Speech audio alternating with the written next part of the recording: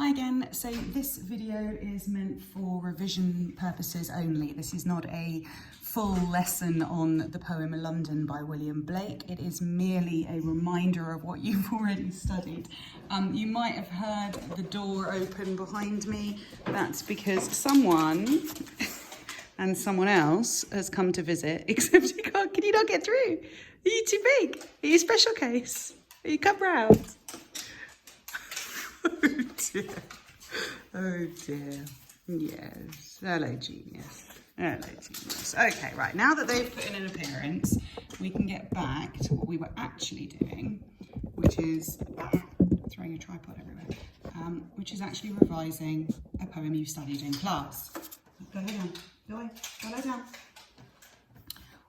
London by William Blake. I wander through each chartered street, near where the chartered Thames does flow, and mark in every face I meet marks of weakness, marks of woe. In every cry of every man, in every infant's cry of fear, in every voice, in every ban, the mind-forged manacles I hear.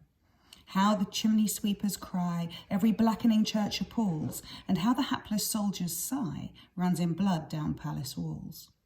But most, through midnight streets I hear how the youthful harlot's curse blasts the newborn infant's tear and blights with plagues the marriage hearse. Okay, first key questions you ask yourself: what is the tone? What is the atmosphere? You know, is this a romantic, upbeat, jolly poem? And if the answer is no, then why not? What are the images? What are the words that leap out to you? Okay, so you could pause me here if you want, answer those questions yourself. What are the key images that leap out into your mind? I'm not going to pause here, I'm going to go back to the beginning. And first of all, we're going to look at the fact that this is about a city. This is about a place, a location. So what I would expect you to do as part of your revision is I would expect you to go and look up, do some research into the period, into William Blake, and into what London was like at the time, okay?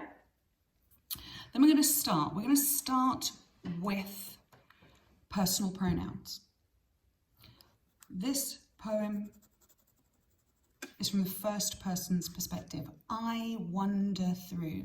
Okay, you've got the contrast of I wonder where you're not having anywhere in particular to go, so think of the choice of verb, versus each chartered street and the repetition of chartered.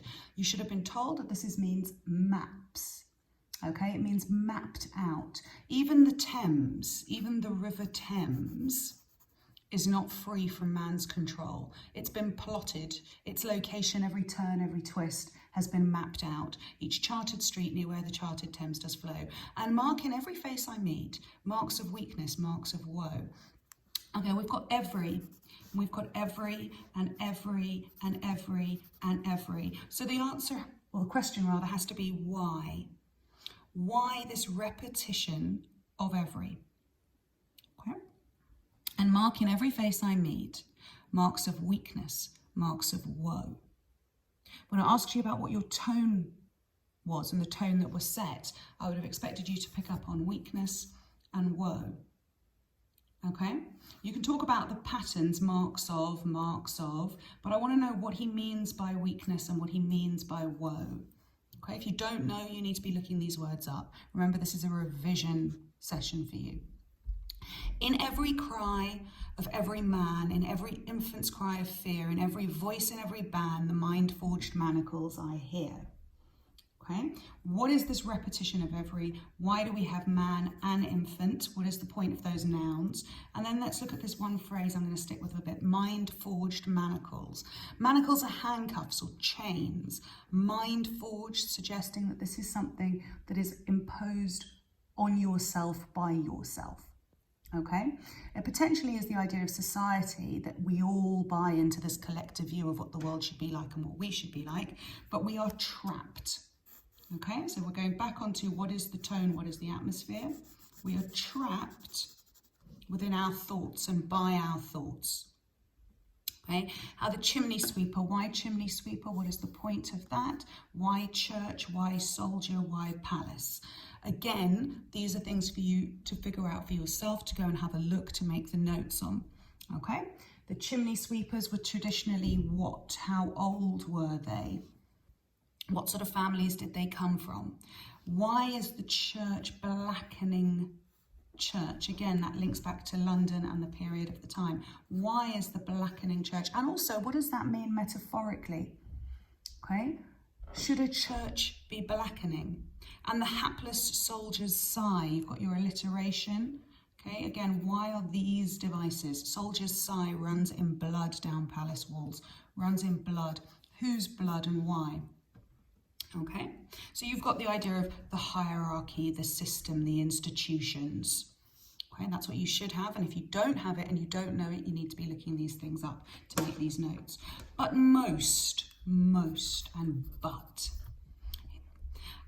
through midnight streets. So this is all daytime, and now we're at night, when things are definitely bleaker anyway. But midnight streets, I hear the youthful harlot. Look at this adjective. He wants you to know that this prostitute is young. What is the effect of that? Why? The curse, how the youthful harlot's curse blasts. What can you tell me about blasts? What part of speech is it? What effect does it have? Why is it at the beginning of the line? Look, this is in Jambomont. The line runs on from there to there. Why?